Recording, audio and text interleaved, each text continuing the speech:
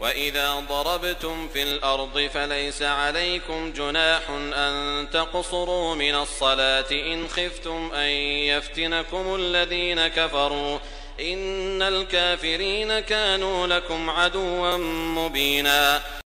তোমরা যখন দেশ বিদেশে সফর করিবে তখন যদি তোমাদের আশঙ্কা হয় কাফিররা তোমাদের জন্য ফিতনা সৃষ্টি করিবে তবে সালাত সংক্ষিপ্ত করিলে তোমাদের কোনো দোষ নাই নিশ্চয়ই কাফিররা তোমাদের প্রকাশ্য শত্রু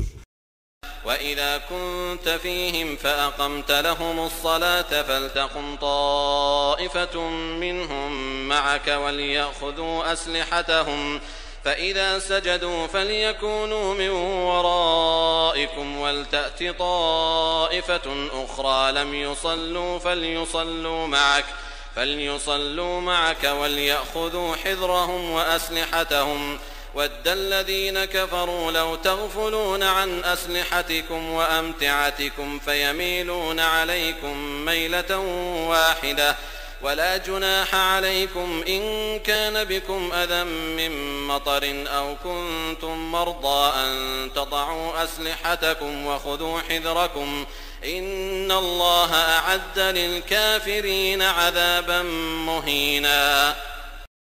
আর তুমি যখন তাহাদের মধ্যে অবস্থান করিবে ও তাহাদের সঙ্গে সালাত কায়েম করিবে তখন তাহাদের একদল তোমার সঙ্গে যেন দাঁড়ায় এবং তাহারা যেন সশস্ত্র থাকে তাহাদের সিজদা করা হইলে তাহারা যেন তোমাদের পেছনে অবস্থান করে আর অপর একদল যারা সালাতে শরিক হয় নাই তাহারা তোমার সঙ্গে যেন সালাতে শরিক হয় এবং তাহারা যেন সতর্ক ও সশস্ত্র থাকে কাফিররা কামনা করে যেন তোমরা তোমাদের অস্ত্রশস্ত্র ও আসবাবপত্র সম্বন্ধে অসতর্ক হও যাহাতে তাহারা তোমাদের উপর একেবারে ঝাঁপাইয়া পড়িতে পারে যদি তোমরা বৃষ্টির জন্য কষ্ট পাও অথবা পীড়িত থাকো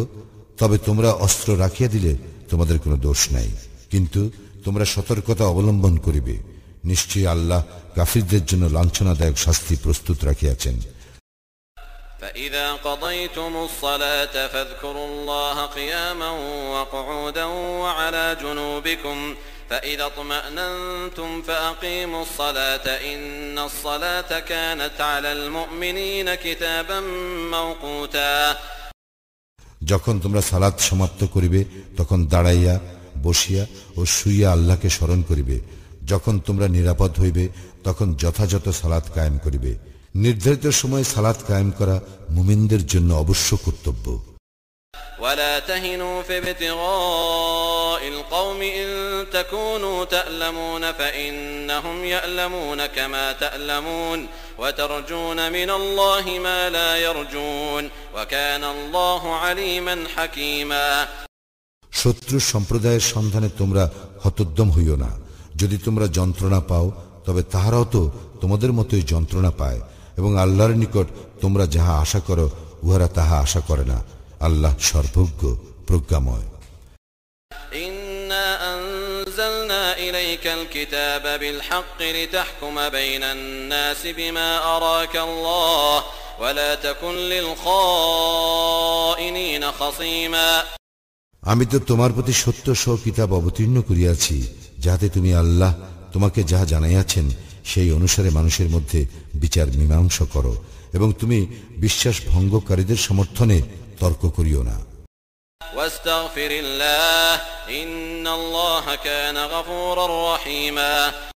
আর আল্লাহর নিকট ক্ষমা প্রার্থনা করো নিশ্চয় আল্লাহ ক্ষমাশীল পরম দয়ালু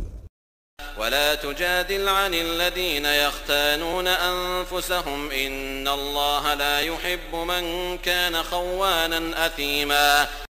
যারা নিজেদেরকে প্রতারিত করে তাহাদের পক্ষে বাদ বিসম্বাদ করিও না নিশ্চয়ই আল্লাহ বিশ্বাস ভঙ্গকারী পাপীকে পছন্দ করেন না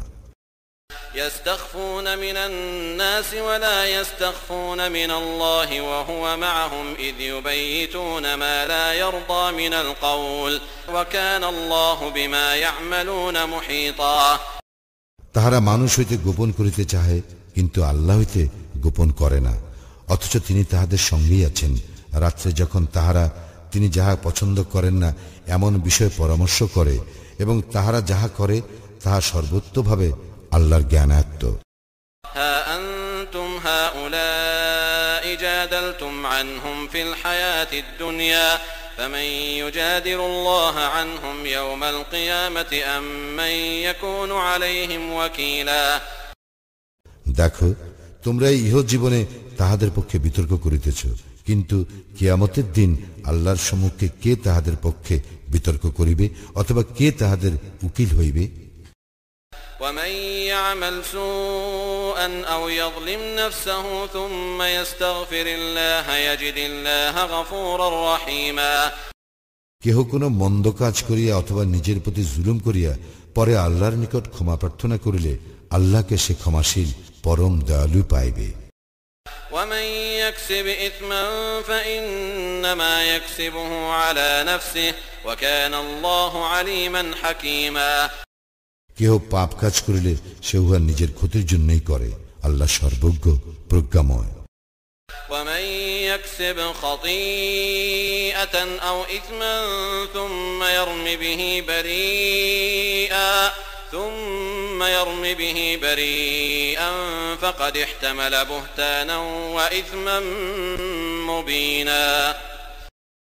কেহ কোনো দোষ বা পাপ করিয়া পরে উহা কোনো নির্দোষ ব্যক্তির প্রতি আরোপ করিলে সে তো মিথ্যা অপবাদ ও স্পষ্ট পাপের বোঝা বহন করে। ولولا فضل الله عليك ورحمته لهمت طائفة منهم أن يضلوك وما يضلون إلا أنفسهم وما يضرونك من شيء وأنزل الله عليك الكتاب والحكمة وعلمك ما لم تكن تعلم وكان فضل الله عليك عظيما তোমার প্রতি আল্লাহর অনুগ্রহ ও দয়া না থাকিলে তাহাদের একদল তোমাকে পথভ্রষ্ট করিতে চাহিতই, কিন্তু তাহারা নিজেদেরকে ব্যতীত আর কাহাকেও পথভ্রষ্ট করে না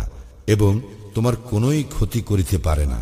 আল্লাহ তোমার প্রতি কিতাব ও হিকমত অবতীর্ণ করিয়াছেন এবং তুমি যাহা জানিতে না তাহা তোমাকে শিক্ষা দিয়াছেন।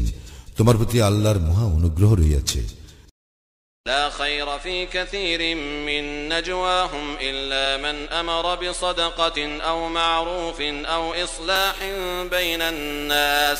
ومن يفعل ذلك ابتغاء مرضات الله فسوف نؤتيه أجرا عظيما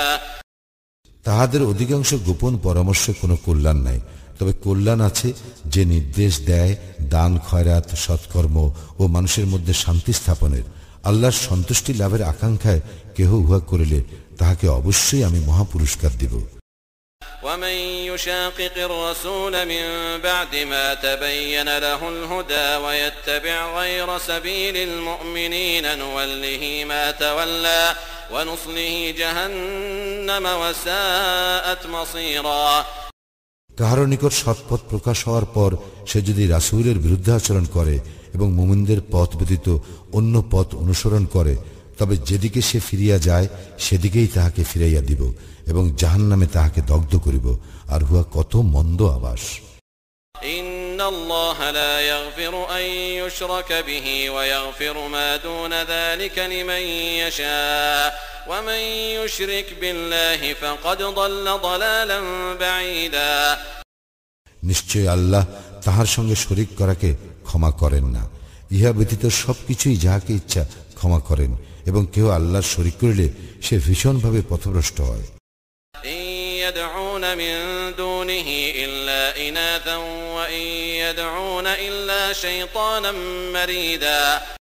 তাহার পরিবর্তে তাহারা দেবীরই পূজা করে এবং বিদ্রোহী শয়তানেরই পূজা করে। لعنه الله وقال لأتخذن من عبادك نصيبا مفروضا আল্লাহ তাহাকে লানত করেন এবং সে বলে, আমি অবশ্যই তোমার বান্দাদের এক নির্দিষ্ট অংশকে আমার অনুসারী করিয়া লইব। ولأضلنهم ولأمنينهم ولآمرنهم فليبتكن آذان الأنعام ولآمرنهم فليغيرن خلق الله ومن يتخذ الشيطان وليا من دون الله فقد خسر خسرانا مبينا আমি তাহাদেরকে পথভ্রষ্ট করিবই, তাহাদের হৃদয়ে মিথ্যা বাসনার সৃষ্টি করিবই। আমি তাহাদেরকে নিশ্চয়ই নির্দেশ দিব, আর তাহারা পশুর কর্ণচ্ছেদ করিবেই এবং তাহাদেরকে নিশ্চয়ই নির্দেশ দিব, আর তাহারা আল্লাহর সৃষ্টি বিকৃত করিবেই। আল্লাহর পরিবর্তে কেহ শয়তানকে অভিভাবক রূপে গ্রহণ করিলে সে স্পষ্টতই ক্ষতিগ্রস্ত হয়। يعدهم ويمنيهم وما يعدهم الشيطان إلا غرورا সে তাহাদেরকে প্রতিশ্রুতি দেয় এবং তাহাদের হৃদয়ে মিথ্যা বাসনা সৃষ্টি করে, আর শয়তান তাহাদেরকে যে প্রতিশ্রুতি দেয় তাহা ছলনা মাত্র।